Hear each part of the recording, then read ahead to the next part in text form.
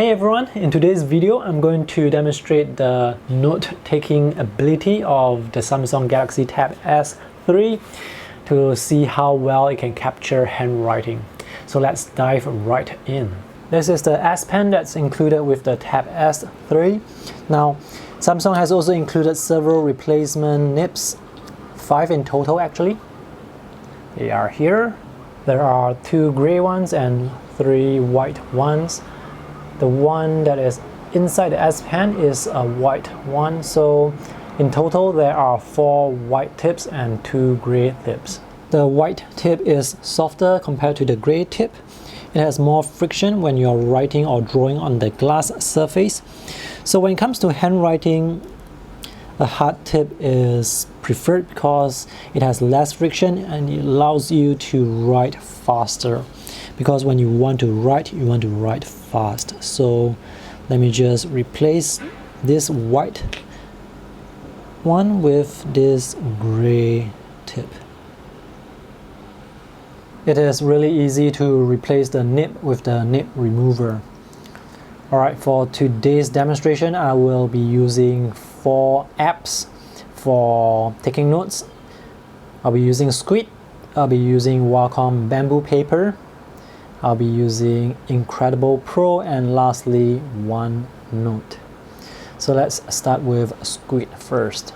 The good thing about Samsung S Pen is it has pressure sensitivity, palm rejection works almost flawlessly, and when the pen is near the screen, there's this little cursor there.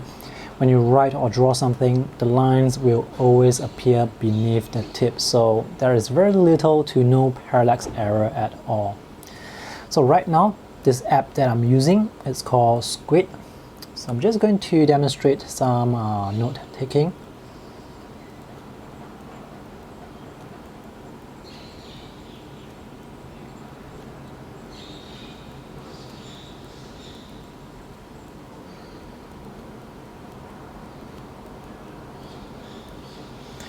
Using the hard tip for writing, it feels more natural. I can write faster.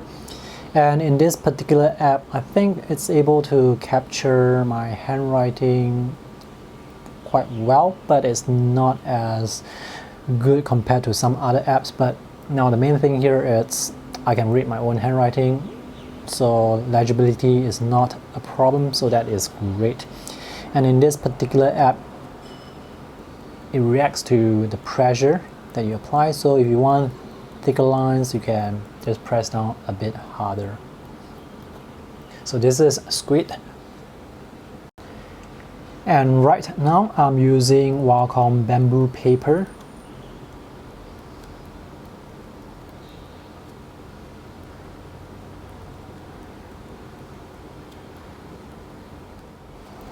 I think it's able to capture my handwriting pretty well. Again, not as good, especially when you compare it to perhaps Lenovo Yoga Book, which is able to capture my handwriting at 100% accuracy, but this is quite close, maybe at 90%. So main thing here is this app, it supports pressure sensitivity as well. It writes well, but there is some slight lag when it comes to the strokes appearing, but it's not really a big problem. I just noticed that slight lag there. And right now I'm using this app called Inkcredi.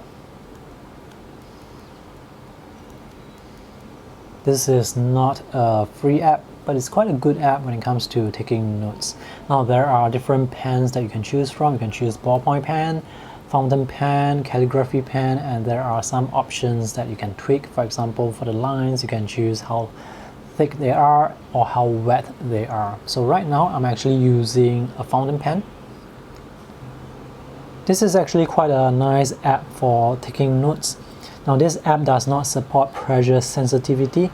The thin and thick lines that you see right here, those are actually graphic styles that are applied over the strokes. So if I write with very light pressure like this, it's like this, but if I press down hard, it's still as thin.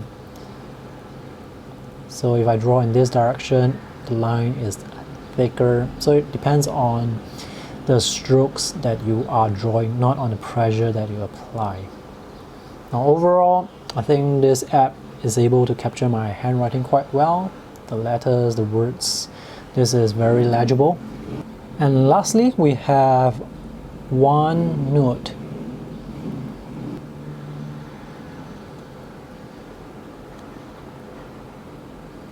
In terms of accuracy, this is no different from the other 3 apps that I have shown you earlier. So this works very well with the S Pen. This is quite legible. So overall, quite a nice app for taking notes as well. When it comes to lag, it seems that there is this split-second lag with Wacom bamboo paper. So that's the difference between me putting down the tip on the glass to the strokes actually appearing. So there's this split-second lag, but it's not really a big issue. The strange thing is when I use Wacom bamboo paper on other devices like Windows tablets or my phone or the iPad, this is usually the fastest app, but for some strange reason, here it has that split-second lag. Now for Squid, OneNote and Inkcredi, there's little to no lag when it comes to taking notes. I'm quite satisfied with the note-taking capability of these 4 apps and also of the Samsung Tab S3.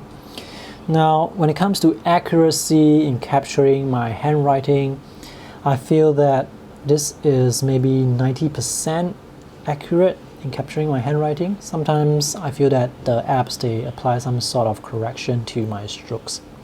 But overall, I feel that it's very close to my handwriting, but it's not 100% yet.